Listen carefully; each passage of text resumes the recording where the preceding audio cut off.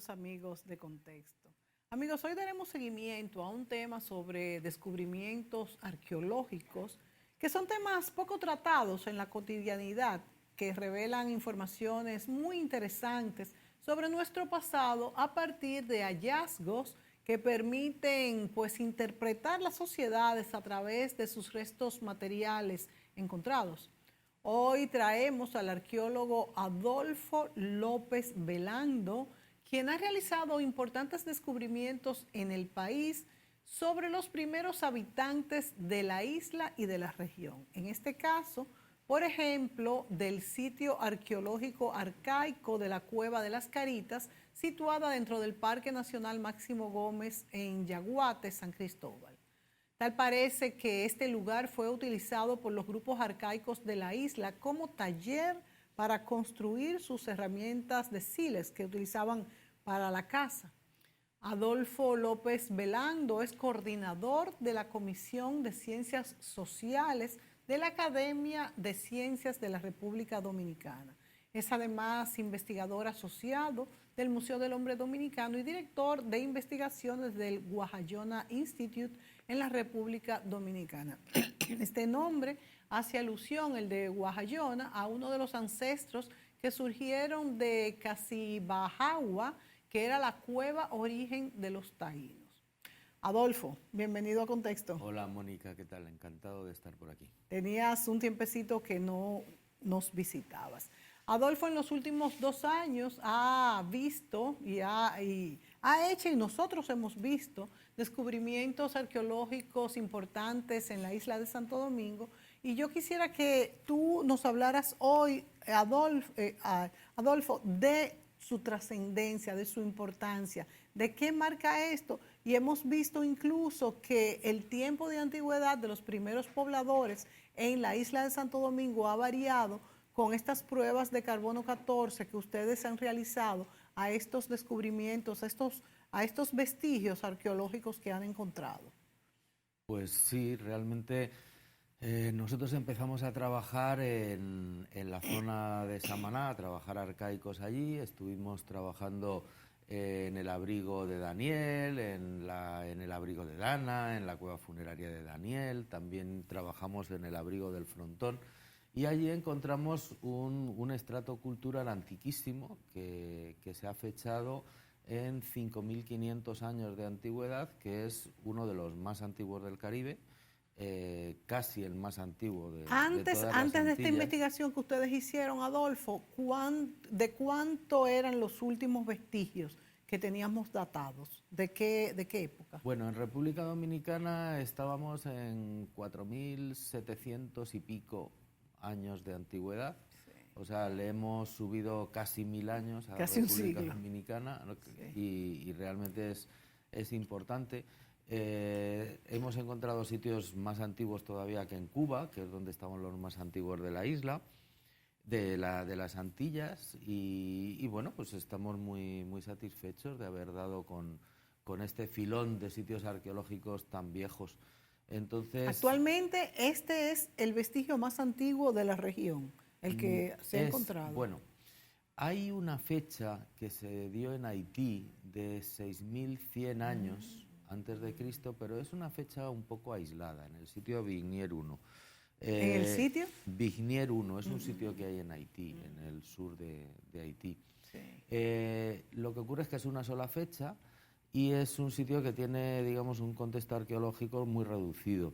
Nosotros lo tenemos ya como del orden de 12 fechas de este porte, además dentro de contextos arqueológicos, dentro de los sitios funerarios, dentro de los sitios de habitación. Hemos encontrado viviendas, hemos encontrado tumbas, hemos encontrado zonas de fabricación de herramientas. Está todo muy bien excavado porque Guajayona Institute utiliza los métodos más modernos que se están dando ahora mismo en el mundo de arqueología. O sea, de hecho, con nosotros está trabajando la Universidad de Harvard, está trabajando la Universidad de Winnipeg, hemos trabajado también con investigadores de universidades españolas, vienen a trabajar nosotros arqueólogos españoles y trabajamos mano a mano con la Fundación García Arévalo, con Manolito, Y, lógicamente, con la Academia de Ciencias, que también nos financia parte de las investigaciones en algunos casos. O sea que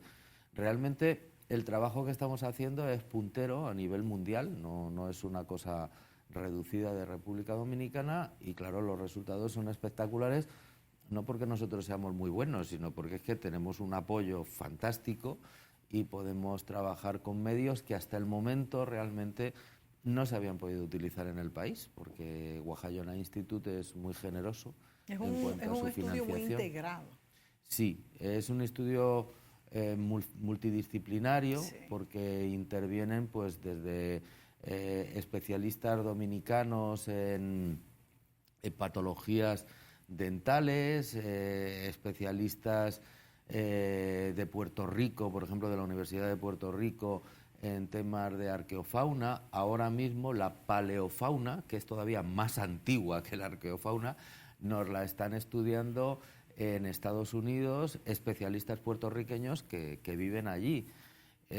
Claro, las inversiones... Entonces, ¿cuál es la diferencia de paleofarma a arqueofarma? Bueno, la arqueofauna es la fauna que se saca dentro de una excavación arqueológica. Ajá. Que es independiente de la edad que tengan. Por ejemplo, en un sitio arcaico de 5.000 años, pues sacas arqueofauna de 5.000 años.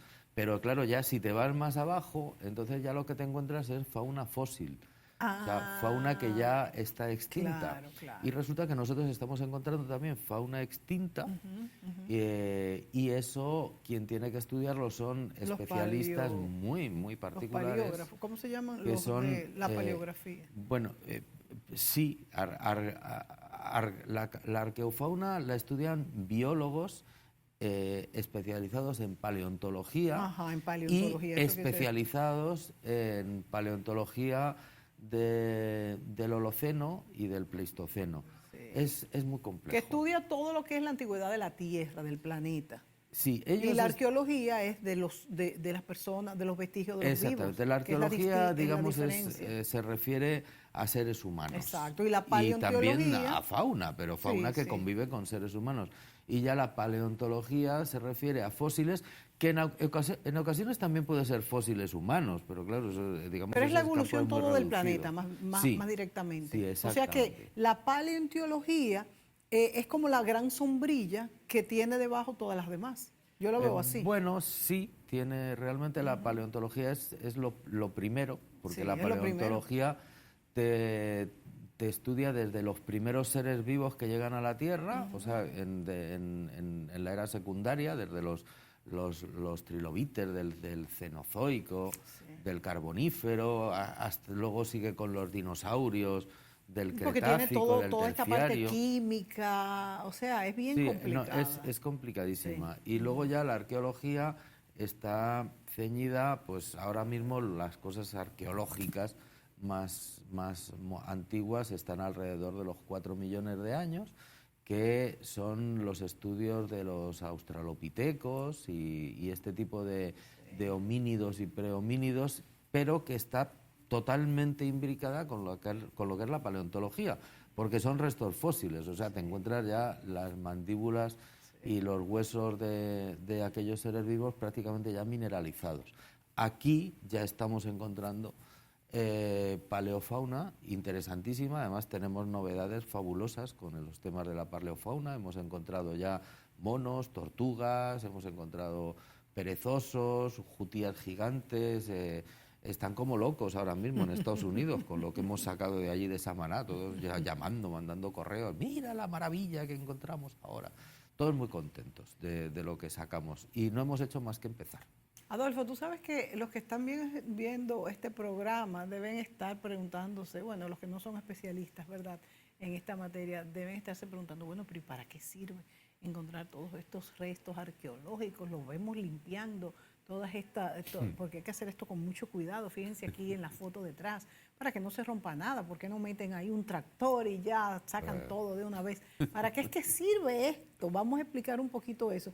E incluso cómo a partir de esto, de estos estudios multidisciplinarios, podemos saber pues tanto del pasado del ser humano. En este caso, de cómo se llegó a América, que todavía es una duda que tienen muchos, que no se sabe si llegaron por el estrecho de Bering, si llegaron, incluso se dice, todavía hay personas que dicen que que los taínos, por ejemplo, cómo llegaron, que se supone que llegaron desde Venezuela por el arco, ¿verdad? También hay otras teorías que llegaron del norte, pero que aún así, que cómo llegaron, porque aquí en estas canoas tan estrechas hay mucho movimiento en el mar. Otros dicen que eran unos expertos nadadores. Y todos estos descubrimientos, nadadores no, además de nadadores, remeros, o sea, en sus canoas. Pero todos estos descubrimientos son los que nos conectan y nos dicen si todo esto es verdad, porque viendo estos restos y examinándolos científicamente es que podemos saber. Tú, por ejemplo, hablabas del tipo de cerámica y me decías que es que son totalmente distintas estas que se han encontrado en la isla de Santo Domingo a otras. Yo te digo, ¿qué tan distintas son para ustedes darse cuenta de que corresponden a personas que no tenían pues esa coincidencia? Háblanos un poco de para qué sirve la arqueología en este caso, prácticamente, para conocer de dónde vinieron los taínos. Bueno, la arqueología lo primero que sirve es para saber quiénes somos nosotros, porque sin la arqueología cualquier parte de la historia que no esté escrita sería totalmente desconocida, ¿no? Entonces, a ti te preguntarían, bueno, ¿y antes de los romanos o de los griegos, quiénes estaban ahí? Y se quedaría todo el mundo callado, diciendo, uy, pues a saber. No había escritura. Los arqueólogos conseguimos reconstruir, fíjate tú, que los griegos, los romanos, estamos hablando del primer milenio antes de Cristo, y los arqueólogos aquí en República Dominicana ya hemos logrado reconstruir todo lo que había pasado antes de que nosotros estemos vivos hasta hace, por ahora, 5.500 años, que es donde estoy ahora. Pero ya estamos encontrando cosas más antiguas. Que no, ¿Ya estamos? Ya estamos encontrando cosas más antiguas todavía. Lo que pasa es que todavía no las hemos publicado porque no queremos, digamos, generar un revuelo grande antes de tener absolutamente todas las piezas encuadradas. Pero nosotros, por ejemplo, hemos conseguido ya saber de dónde venimos hasta hace 5.500 años. Seguimos trabajando para ver si conseguimos encontrar todavía algo más antiguo y poder conocer mejor la evolución de la población dominicana, porque la población dominicana ya hemos comprobado que tiene más de un 13% de ADN indígena en su cuerpo, o sea que los indígenas no son unos que vivían aquí, que se exterminaron y que luego nosotros llegamos de otro lado. O sea, es que no es cierto. Nosotros somos, los dominicanos, somos una mezcla entre población indígena, población africana y población europea. Sí. Y incluso algún asiático también, y algunos árabes que vienen por aquí y por allá. O sea que somos una mezcla bastante interesante y nos interesa saber todo lo que podamos encontrar de nuestro pasado. Para eso sirve la arqueología. Y has dicho que en este caso de estas pruebas con carbono 14, de fechar estos restos que han encontrado, no ha sido una prueba. Dijiste que ha habido 12 pruebas. No, bueno. O sea que es algo totalmente comprobado. Bueno, 12 pruebas de esta fecha. Nosotros ahora mismo debemos haber hecho como 40 y tantas dataciones de carbono 14 diferentes, dependiendo de los estratos, de los sitios, de todo. Lo que pasa es que hemos encontrado, tenemos, por ejemplo, de 5.500 años tenemos 4 fechas, de 5.300 y pico tenemos 6, de 4.000 y pico tenemos tal. O sea, realmente es una inversión, porque cada fecha de estas, la broma te cuesta $500, no te creas tú que es gratis, ¿no? Por eso te digo que Guajayona Institute y la Academia de Ciencias también nos están ayudando, que no sabes cuánto, porque antes no había tantas posibilidades económicas. Entonces, don Marcio Veloz, Elpidio Ortega, bueno, Manolito García Arévalo, que son gente que son los primeros, los grandes investigadores de la arqueología dominicana, no contaban con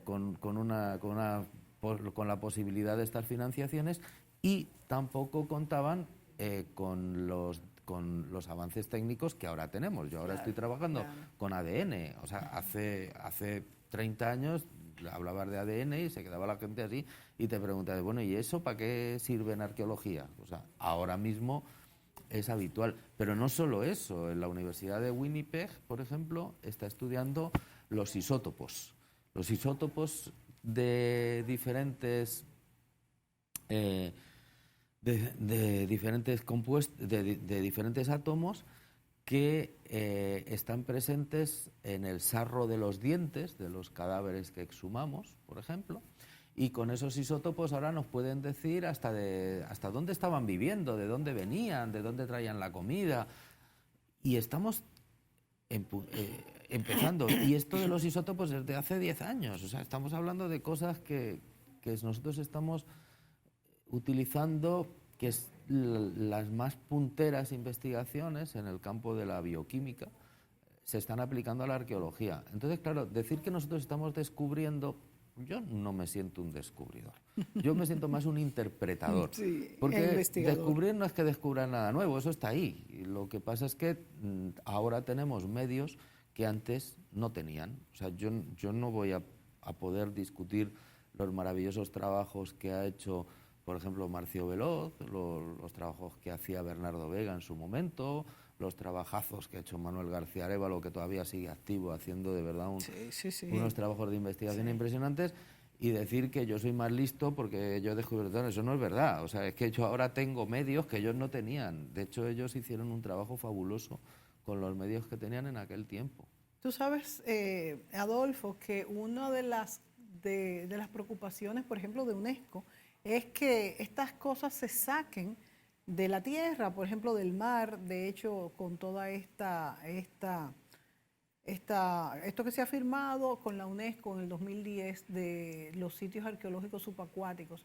Y una de las causas que yo lo entiendo es que se deje preservado para generaciones futuras cuando haya más medios científicos y tecnológicos para descubrir de dónde vienen, datarlo, y tú lo estás confirmando que tienes toda una vida en la arqueología diciendo que hace 20, 15 o 10 años no teníamos los medios hasta ahora, porque tú sabes que yo a veces digo, bueno, pero dejar las cosas donde están, en el caso de los que están subacuáticos, hasta qué punto es bueno, porque no nos vamos a enterar.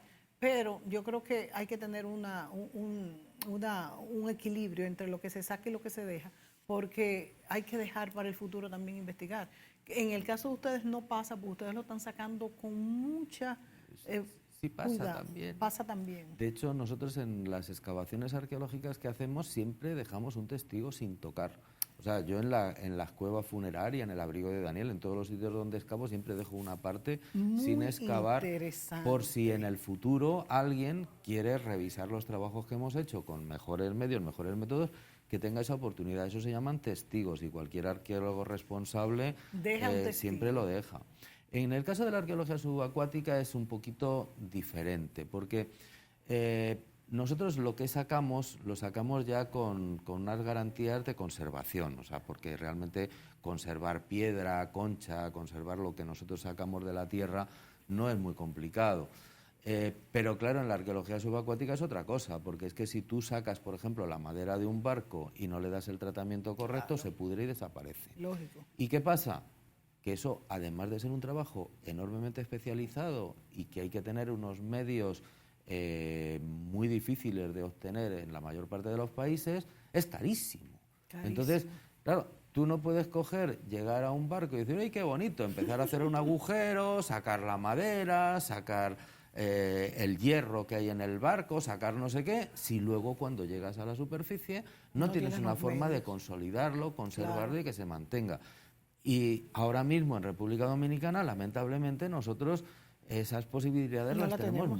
Tenemos algo, pero muy reducido.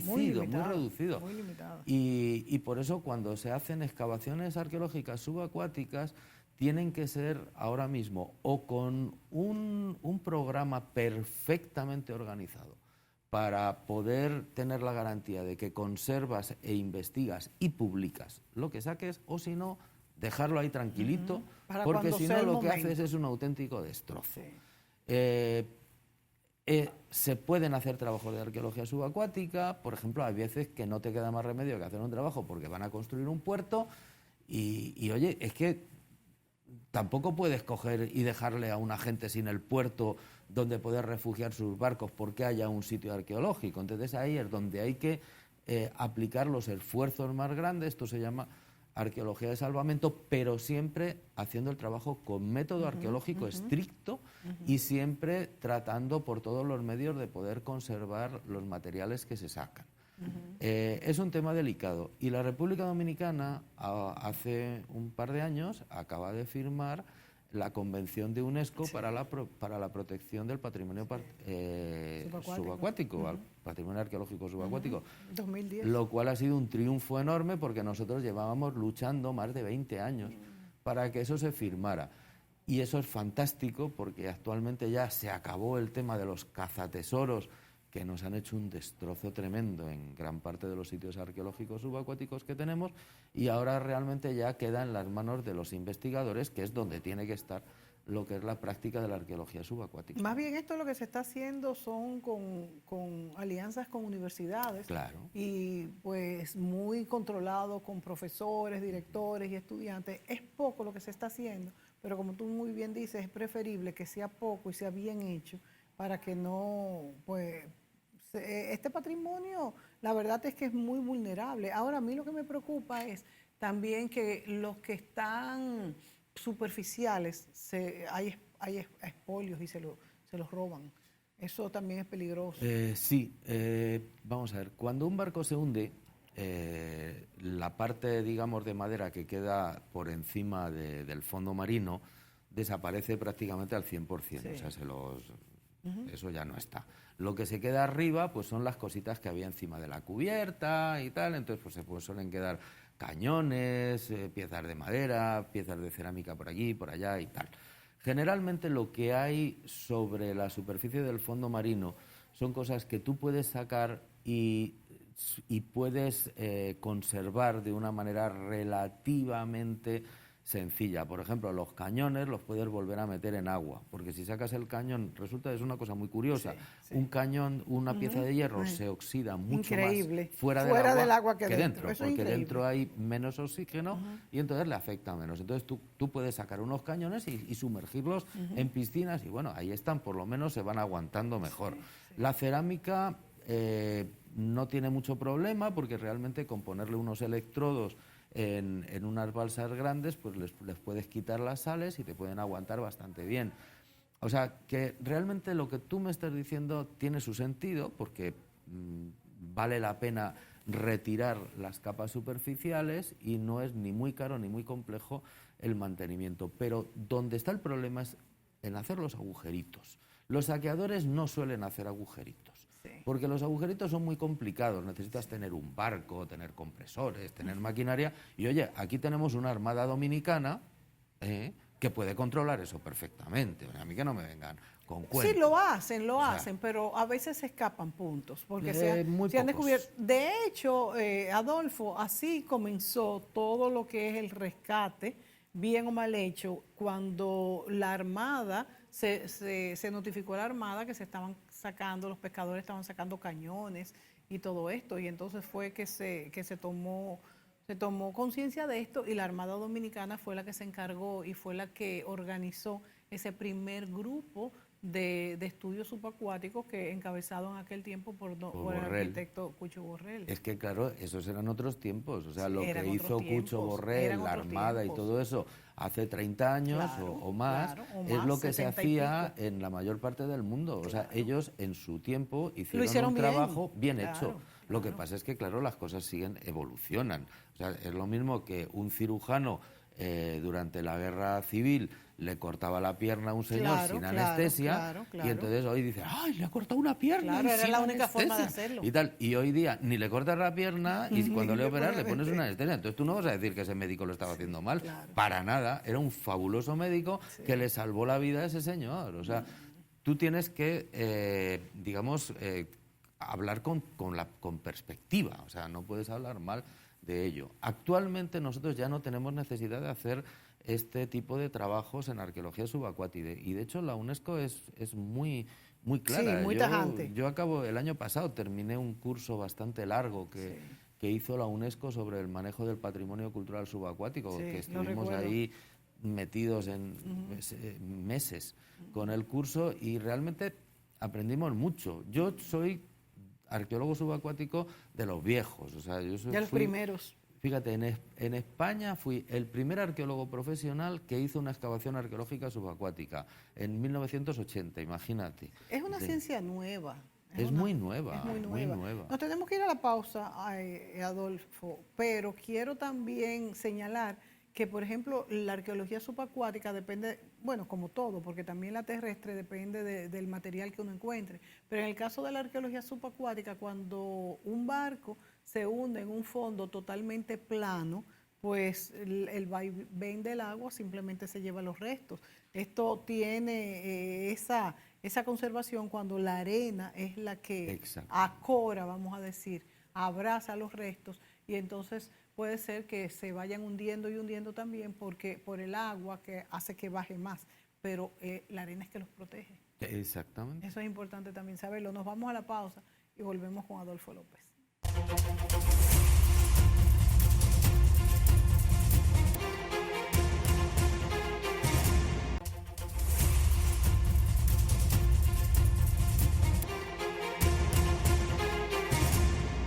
Adolfo López nos acompaña en este programa hablando de un tema de arqueología. Le decía desde el principio que, bueno, la arqueología es una ciencia poco conocida. Hablamos aquí con Adolfo de que también es relativamente nueva, más todavía la subacuática, pero también la terrestre es una ciencia relativamente nueva porque todos estos tratamientos que se hacen hoy en día, hace 30 años no se hacían igual. De manera que es algo nuevo y por eso también es poco conocido. Hablábamos de cómo nos ayuda la arqueología y la poníamos debajo de la sombrilla de la paleontología y todas estas ciencias que llegan hasta la psicología, de ver cómo pues, los grupos humanos se entienden entre sí y la sociología y todo esto. Y la paleontología como la gran sombrilla que estudia pues, la evolución de la Tierra.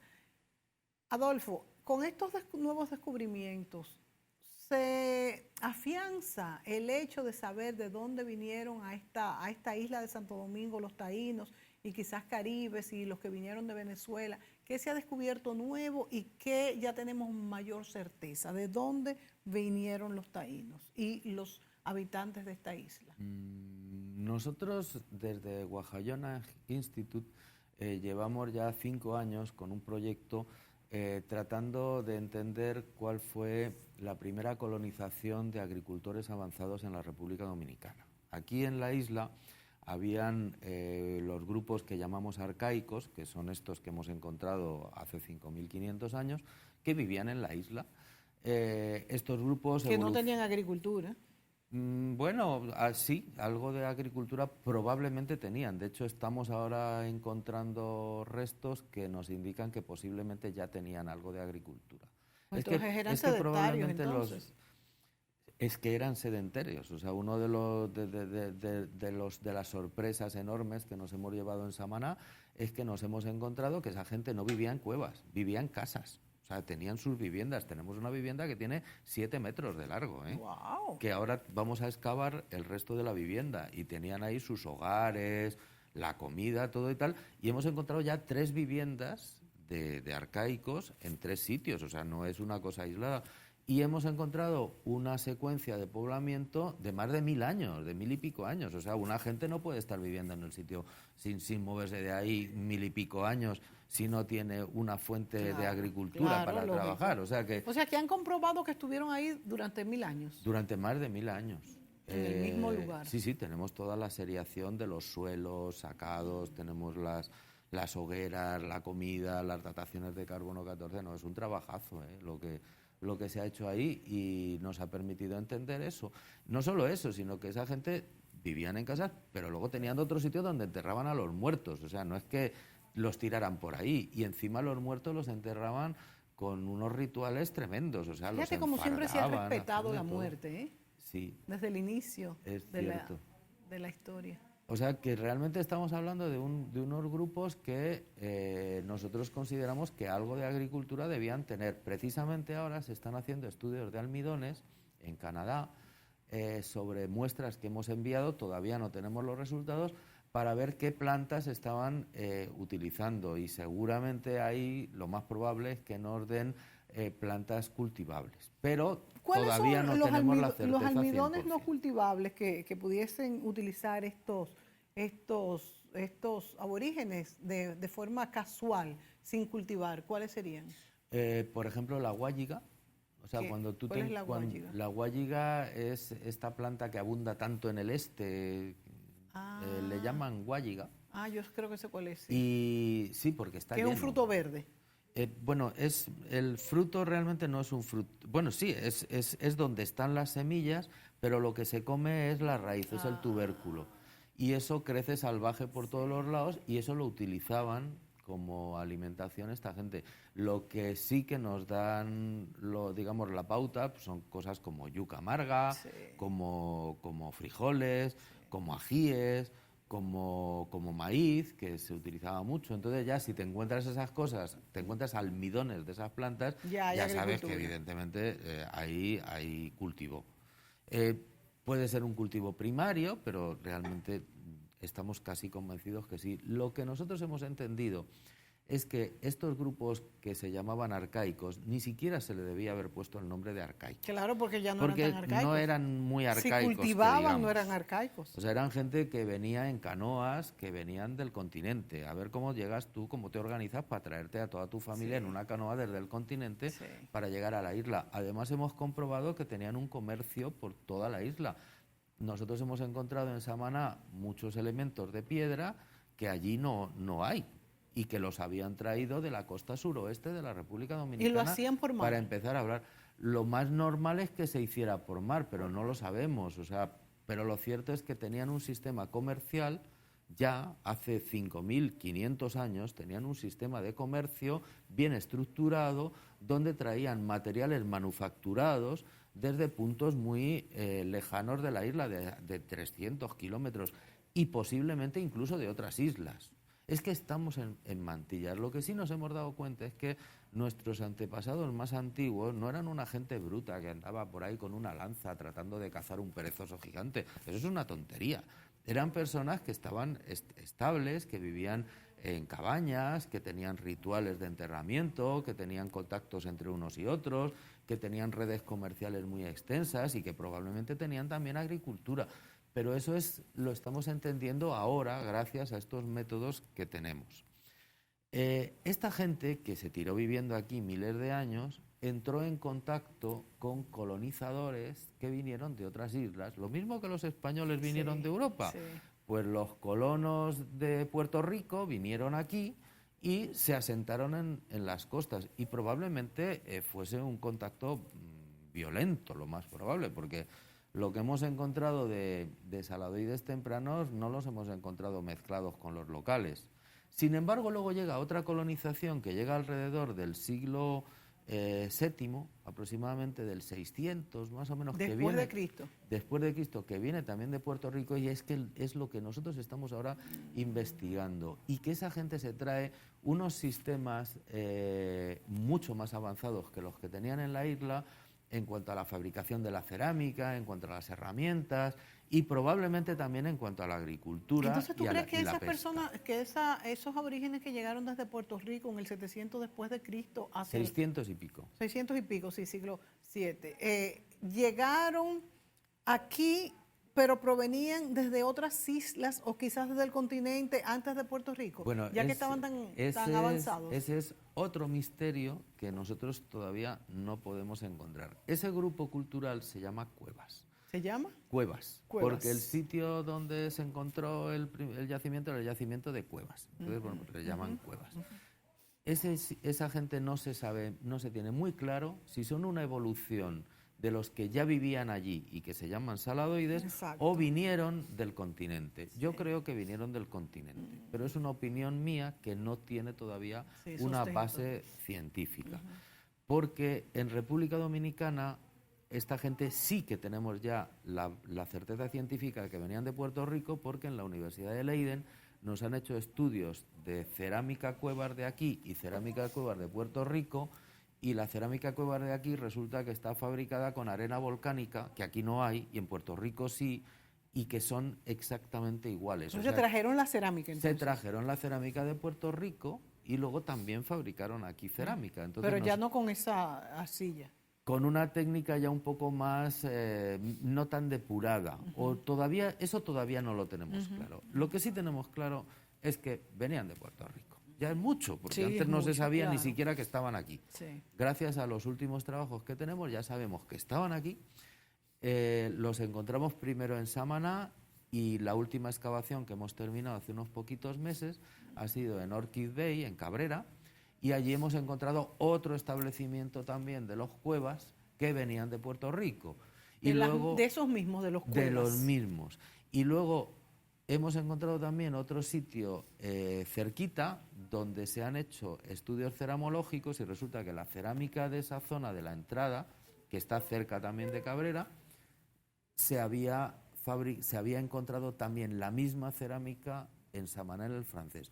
O sea que lo que nos estamos dando cuenta ahora es que hay todo un grupo cultural importantísimo que coloniza la isla desde Puerto Rico y que se establece en las costas, y esas cerámicas luego las copian la gente que vivía aquí, porque ese grupo cultural sí se mezcla y mucho con la gente local. Ahí sí que hay un contacto intenso y posiblemente muy positivo para los dos grupos, y de ahí es de donde nace la cultura taína, realmente.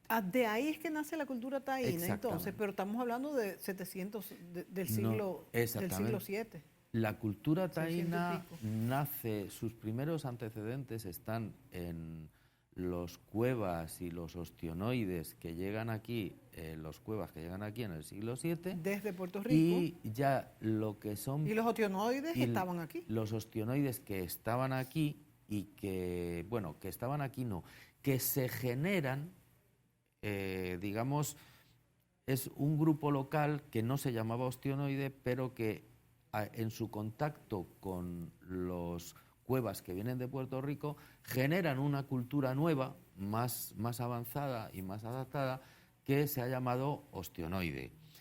También hay ostionoides de otro tipo, no los mismos que aquí, en Puerto Rico, y se han encontrado en alguna otra isla. Pero los de aquí son los que evolucionan ya localmente y generan la cultura taína. La fecha más antigua que hay para cerámica taína está en el 700 y pico. O sea que coincide la fecha. Sí, y además es una fecha que se repite. Yo encontré cerámica del 700 y pico, cerámica chicoide, o sea, taína ya, del 700 y pico en Playa Grande, que está también cerquita de Cabrera, por cierto, y la más antigua, que son unos poquitos años menos, se había encontrado en el Valle del Cibao. O sea que la cerámica taína es la que ya tiene el nombre de chicoide. Ya cuando decimos cerámica chicoide está clasificada como taína, siglo VII. Sí, empieza. No, perdón, empieza en el 700 y pico, que es siglo VIII. O sea, cuando tú hables de siglo, claro, siempre le sumas uno más a la fecha de años. Si es 700 y pico, siglo VIII. Sí. Lo que ocurre es que en el siglo anterior es cuando llega la gente que genera un siglo después lo que llamamos cultura taína, que se caracteriza sobre todo por la cerámica chicoide. Que son estos que llegan desde Puerto Rico exclusivamente, más los que estaban aquí. Los que llegan de Puerto Rico, más los que hay aquí, se juntan, se mezclan, se organizan y entonces acaban generando un grupo cultural muy potente y con una gran trascendencia cultural, que nosotros hemos llamado taínos. Pero entre los taínos hay mucha gente mezclada. Vamos a la pausa y vamos a volver a hablar de esta mezcla que es que compone lo que nosotros entendemos como raza taína, aunque no fuese una raza, pero nosotros le decimos, bueno, somos los taínos. ¿Qué tenían? Volvemos de inmediato.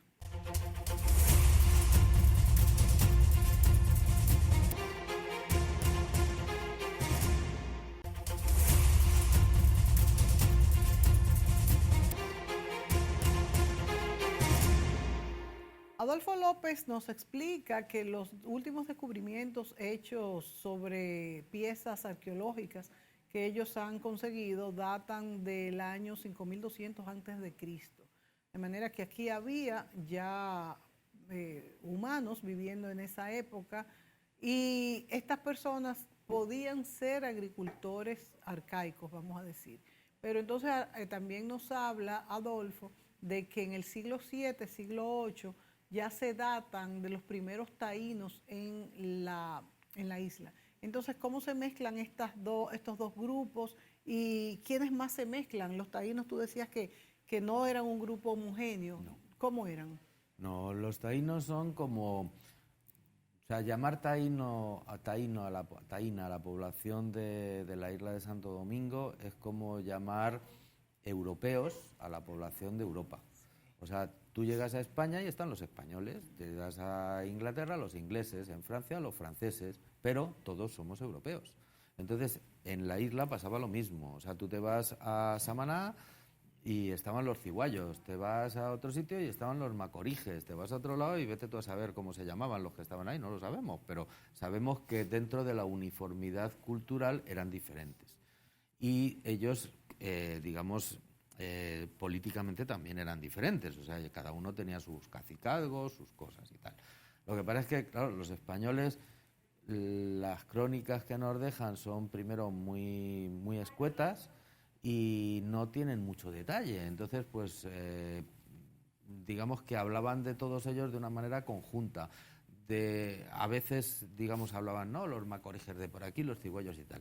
Los españoles nunca hablaron de taínos, jamás. O sea, la primera vez que se utiliza la palabra taína es en el siglo XIX. Un tal Rafineschi escribe un libro que precisamente estaba hablando de lo que son las lenguas que se hablaban en las islas. Y entonces el término taíno, que para los, taínos, quería decir noble y bueno, lo aplica para denominar a la lengua que se hablaba en las Antillas Mayores cuando llegaron los españoles. O sea, en todas las Antillas Mayores. Sí, entonces Rafineschi habla de lengua taína. Y entonces el resto de los investigadores pues les gusta el nombrecito y entonces empezamos a llamarle taínos no solamente a la lengua, sino para definir, para de alguna manera identificar el grupo cultural que había viviendo en las Antillas Mayores a la llegada de los españoles. O sea que taíno es un nombre que técnicamente no es que esté muy bien utilizado. Es un nombre más bien entonces geográfico. Bueno, más que de lengua es un nombre que nos sirve para entendernos. Sí. O sea, para entendernos, porque ya sabemos que cuando hablamos de taínos ya sabemos de lo que hablamos. Sí. Y como no tenemos la posibilidad de conocer exactamente cómo se llamaba cada grupo, bueno, pues son todos taínos, ¿vale? Pues lo dejamos ahí y por lo menos podemos entenderlo. ¿Y los descubrimientos arqueológicos en qué han ayudado a diferenciar estos grupos de los que estábamos compuestos los taínos en esa época? Muy poco. Muy poco porque como es una unidad cultural tan homogénea, pues es muy difícil saber a qué corresponde cada grupo. Lo único que nos ayuda un poco tal vez es la cerámica. Nosotros hemos encontrado ahora un tipo de cerámica que la identificó Manolito García Arévalo hace muchos años, que se llama cerámica punta, y acabamos de hacer una tipología bastante completa de esa cerámica y la asociamos a los ciguayos porque se da en la zona ciguaya. Entonces, las cerámicas, por ejemplo, chicoides, se dan más en la zona de los macoriges, pero luego hay otra cerámica mellacoide que se da en el norte, o sea que tenemos un poquillo de idea, pero todavía no tenemos eso muy claro, porque el resto de las herramientas son las mismas. O sea, si tú te vas en Europa y te pones a excavar en París, te vas a encontrar la misma cerámica, los mismos cubiertos, las mismas herramientas que si excavas en Madrid o que si excavas en Londres. ¿Qué pasa? Que igual en París pues te encuentras una cerámica particular que se fabrica en Sèvres y que no se fabrica en otra parte de Europa, y entonces dices, ¡y estos son franceses! Porque tienen cerámica de Sèvres. Pero claro, en Madrid también te vas a encontrar algunos trocitos de Sèvres, pero pocos. Sí. Y si te encuentras en España cerámica de Talavera, es que es Talavera, la Talavera se fabrica solo en España. Pero resulta que te vas, claro, en Londres en una excavación, pues te puedes encontrar algo de Talavera que se ha traído de España. Entonces, De esa manera es de la que nosotros vamos reconstruyendo poco a poco y con un trabajo enorme todo lo que son los restos arqueológicos que encontramos.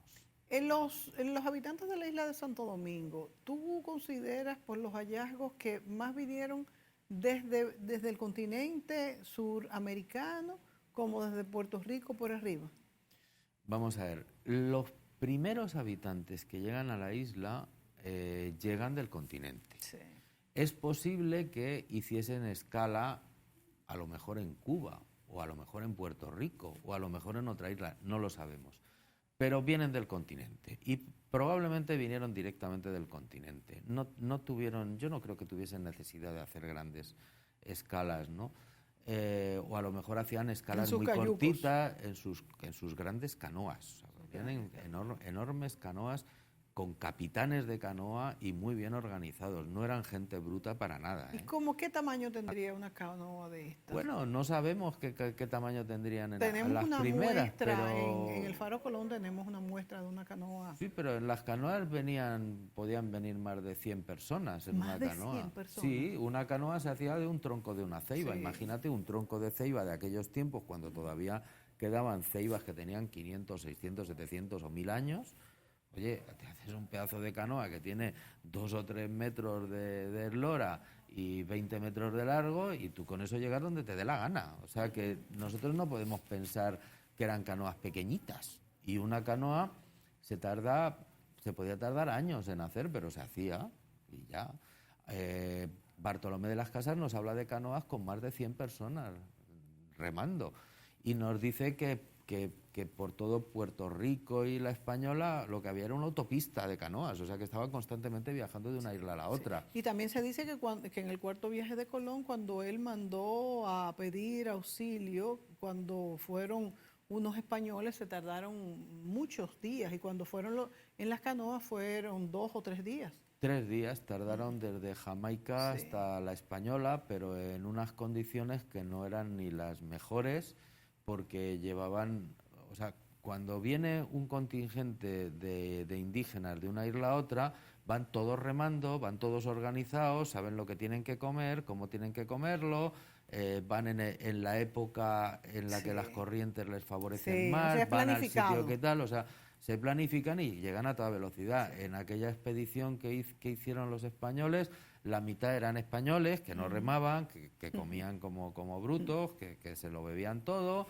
que tenían que ir allí en esa época porque no les quedaba más remedio, independientemente de si era conveniente o no, que tenían que ir al sitio que ellos querían ir y no donde pudiesen llegar. O sea, fue Diego Méndez el que comandó esa expedición y les costó más trabajo llegar, pero llegaron. Y gracias a eso se organizó una expedición de salvamento y pudieron sacar a Colón de allí. Sí. Es muy clásica y insigne este viaje. Adolfo, se nos acaba el tiempo, 2 minutos nos quedan. ¿En qué momento nos encontramos de arqueología terrestre en cuanto a descubrimientos y cuáles son los próximos pasos? Bueno, nos encontramos en un momento apasionante realmente porque estamos investigando en dos líneas, utilizando además a las universidades de Harvard, Winnipeg y en cierta medida también Leiden está investigando aquí, con los métodos más modernos que hay, gracias a Guajayona Institute tenemos fondos para poder abordar estos trabajos y encima tenemos unos yacimientos arqueológicos espectaculares que nos están esperando con los brazos abiertos. O sea que para la investigación arqueológica ahora mismo tenemos un nuevo renacimiento. Lo que necesitamos es más apoyo de las instituciones, porque realmente nos da trabajo, ¿eh? O sea, nosotros necesitamos que nos ayuden más de lo que nos ayudan.